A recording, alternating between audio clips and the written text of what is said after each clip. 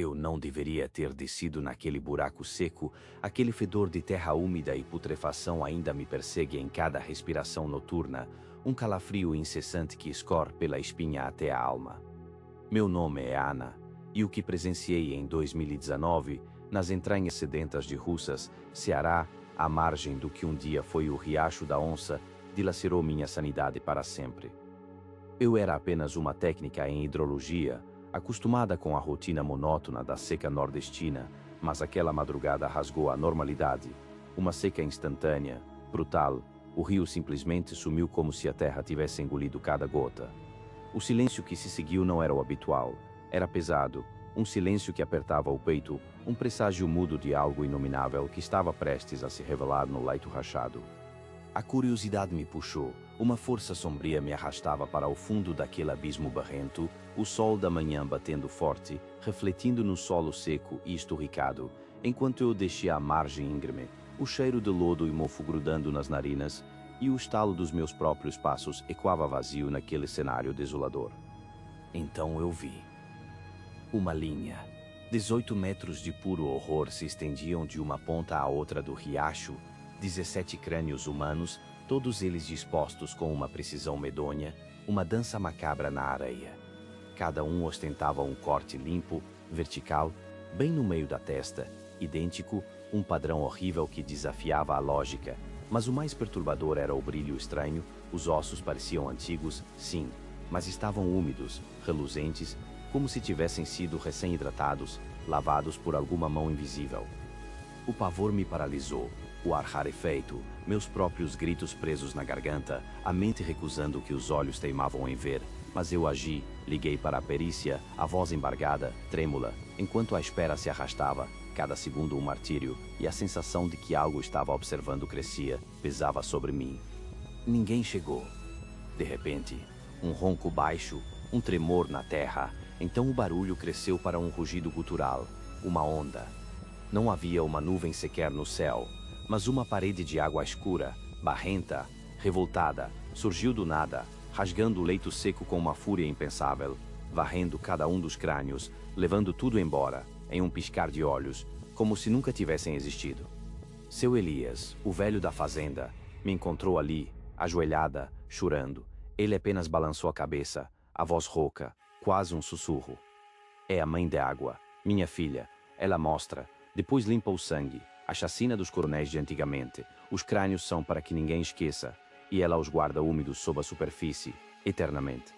Desde aquele dia, o som da água corrente, mesmo de uma torneira, me atormenta. A imagem daqueles 18 metros de horror se repete. Cada crânio voltando em pesadelos vívidos, a umidade nos ossos, o corte exato, a certeza de que aquilo não foi um delírio. Eu sei que eles estão lá, sob a correnteza barrenta, esperando o próximo ciclo de seca, esperando serem revelados novamente, o lembrete sombrio de um passado brutal que se recusa a ser enterrado de vez, um segredo molhado que as águas guardam com ciúme assassino. A mãe d'água, ela está lá. Ela está sempre lá, observando. O cheiro, um misto insuportável de lodo velho e ferro enferrujado, ainda gruda nas minhas narinas, mesmo aqui no 12º andar, mesmo depois de tantos anos. Meu nome é Marcelo, e o inferno começou naquela propriedade da família, lá em Ipameri, Goiás, há uns 8 anos, quando eu fui resolver a partilha depois da morte do meu pai. Era um fim de tarde abafado. O ar parado carregava um silêncio pesado demais, um silêncio que engolia qualquer som de grilo ou vento. Eu me aproximei do açude, uma velha escavação dos anos 70. A água escura e calma parecia esconder algo. Um pressentimento gélido subia pela minha espinha. Então vi a mancha, subindo devagar da profundidade lamacenta. Era uma coisa disforme, maior que um couro de boi molhado, uma massa escura e fosca, sem reflexo, que pairava na superfície sem criar uma única onda, nem bolhas, apenas ali, imóvel, absorvendo a luz fraca do sol poente. Eu senti um arrepio correr pelo meu corpo, o coração batendo forte, e sem querer, quebrei um galho seco com o pé, um estalo alto demais naquele silêncio mortal. A mancha se contorceu, uma movimentação fisicamente impossível para algo daquele tamanho na água, como se um corpo gigante e flexível estivesse se esticando lentamente sob a superfície. Eu corri. A noite na casa velha foi pior. O som de gotejamentos começou, insistente, vindo de lugar nenhum.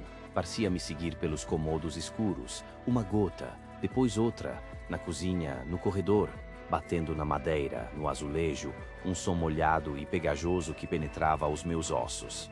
O alvorecer trouxe um alívio momentâneo, uma luz fraca que tentava dissipar a escuridão da noite, mas ao descer para a cozinha, o ar ficou pesado e o estômago revirou.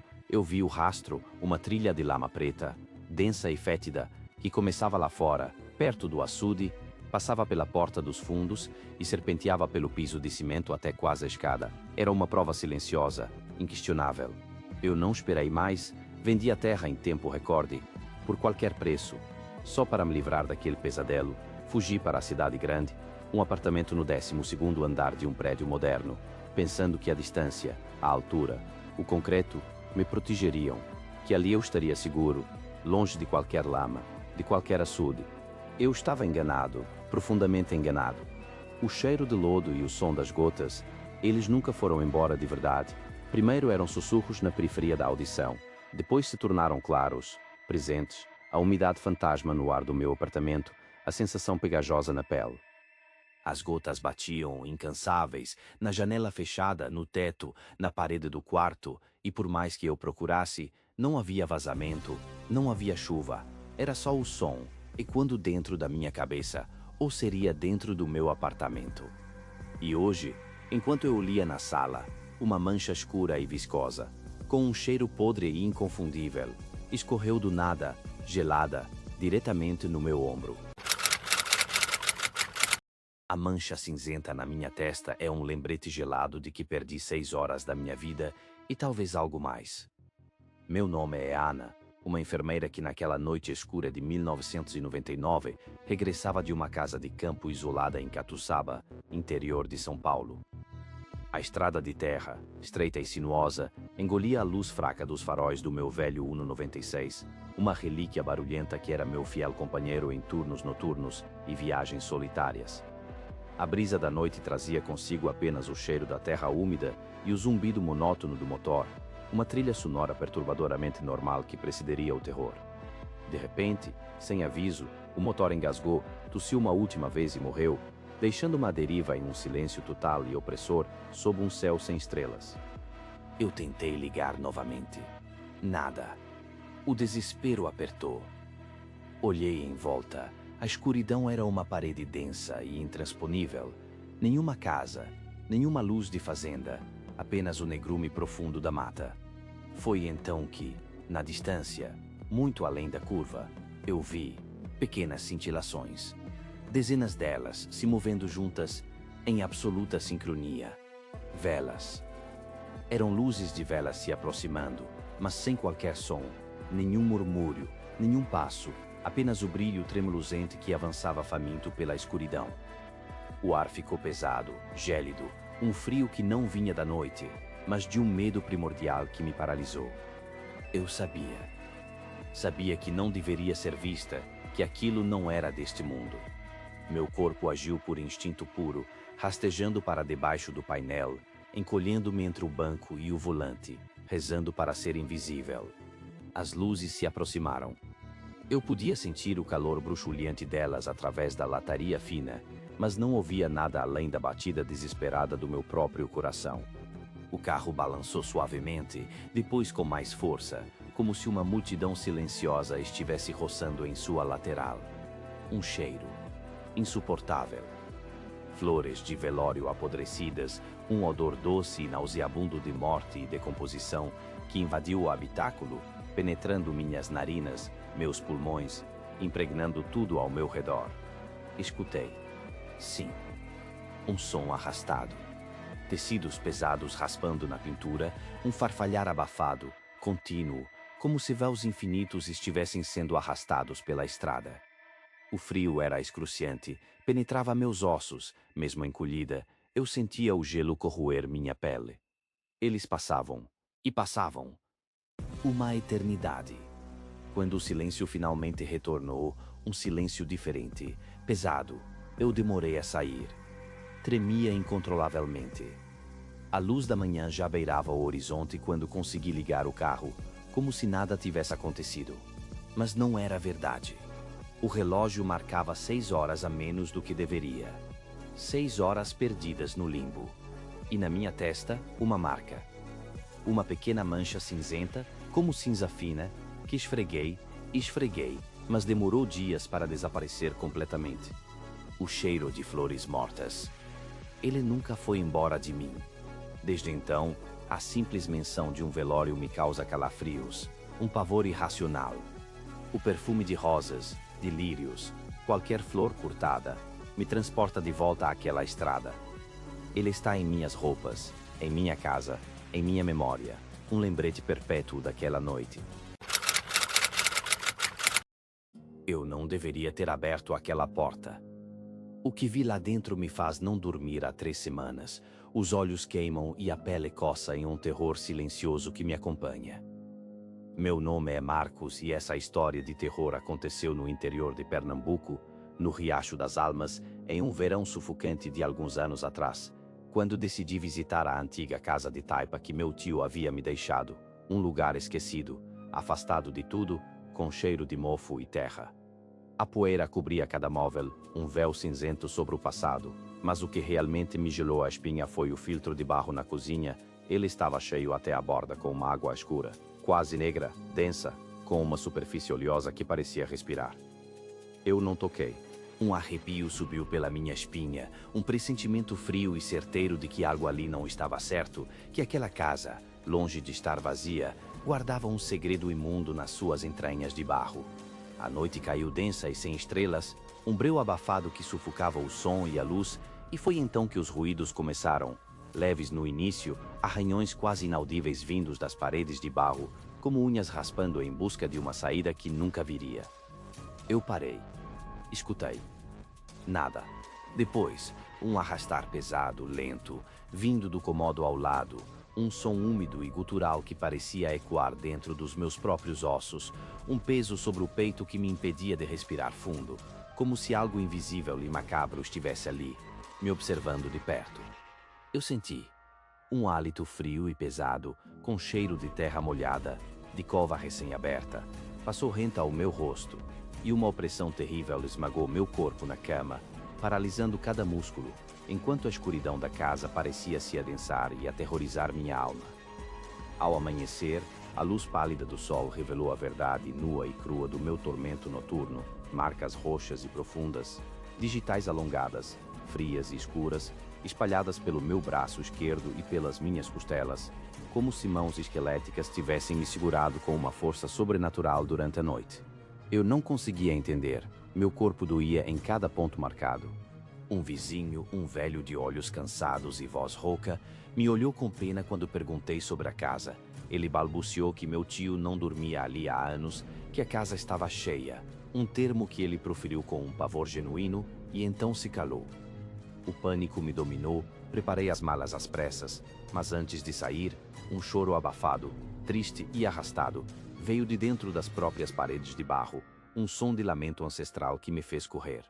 Na sala, no rastro de poeira deixado por minha mala, eu vi um dente humano, gasto, quase liso, como se tivesse mastigado areia por séculos. Voltei para a capital, mas a casa de taipa veio comigo, eu sinto. O cansaço é extremo, uma exaustão que não se resolve com sono, uma sonolência profunda que me puxa para um abismo de escuridão, e novas manchas roxas continuam aparecendo no meu corpo, mais escuras a cada dia, digitais espectrais que se espalham pela minha pele, o cheiro de terra molhada me persegue, e eu sinto o peso no peito, a cada lua nova as marcas aumentam. Eu ainda sinto o cheiro, o mesmo cheiro de fumaça e carne podre que impregnou meus sonhos por anos a fio, uma lembrança putrefata daquela noite maldita. Meu nome é Beto e essa história aconteceu comigo em Milho Verde, Minas Gerais, há muitos anos, quando eu ainda era um garoto insensato, cheio de bravatas, numa velha casa de sítio isolada no meio do nada, rodeada por um bambuzal denso que parecia engolir a luz do sol. O tio Geraldo avisou, com sua voz rouca e os olhos fundos de quem já viu demais. para não atender ao assobio que vez ou outra vinha do mato depois que o sol se punha. Uma melodia estranha, quase humana, mas carregada de algo antigo e frio, um som que gelava a espinha até dos mais corajosos. Eu ignorei. Pensei que era besteira de velho. Um bobo assobio noturno não me assustaria. A escuridão era completa.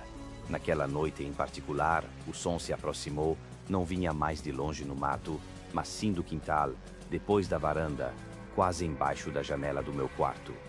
Era um assobio grave, alongado, arrastado, que se contorcia no ar pesado da noite, um som que não pertencia a criatura alguma que eu conhecesse. Então, os passos. Pesados. Estranhos. No telhado, pareciam se arrastar, como se algo imenso e desengonçado estivesse se movendo lá em cima, rasgando as telhas, rosnando baixinho enquanto o assobio continuava, incessante, zombeteiro. O cheiro veio depois, denso e inescapável, uma mistura nauseante de fumaça de cigarro barata e algo mais profundo, fétido, como carne em decomposição sob o sol, algo que nunca mais saiu da minha memória olfativa. Eu me cansei. Abri a janela de uma vez e gritei, mandei a coisa ir embora, voltei para dentro, ofegante. Silêncio. Eu parei. Escutei. Nada. Aí começou de verdade. O silêncio foi quebrado por um baque surdo, estrondoso, na parede externa da casa, um som de algo grande se chocando contra a madeira envelhecida. As janelas tremeram violentamente, os vidros chacoalhavam, como se uma força invisível estivesse tentando arrancá-las dos batentes, e o assobio, agora, estava colado na casa, uma melodia macabra que parecia vibrar dentro das minhas costelas. Minha família acordou, aterrorizada. Meu pai segurava a espingarda com as mãos trêmulas. Minha mãe chorava baixinho, e o tio Geraldo apenas balançava a cabeça, os olhos arregalados de puro pavor. A coisa arranhava a parede, batia, tentava forçar a entrada, e a cada investida, sentíamos o chão tremer, o assobio ficava mais agudo, mais infernal, quase uma gargalhada distorcida. Eu, de repente, comecei a sentir um frio cortante, depois um calor escaldante, e minha cabeça girava, a febre subia, visões distorcidas de sombras dançavam no meu quarto, vozes sussurravam meu nome, e o assobio entrava na minha mente, me dilacerava por dentro. Eu não conseguia respirar. Pela manhã, o silêncio era absoluto, um silêncio pesado e oco que preenchia cada canto da casa, e eu estava deitado, fraco, delirando. A febre tinha baixado, mas me deixou exausto, como se eu tivesse lutado a noite inteira.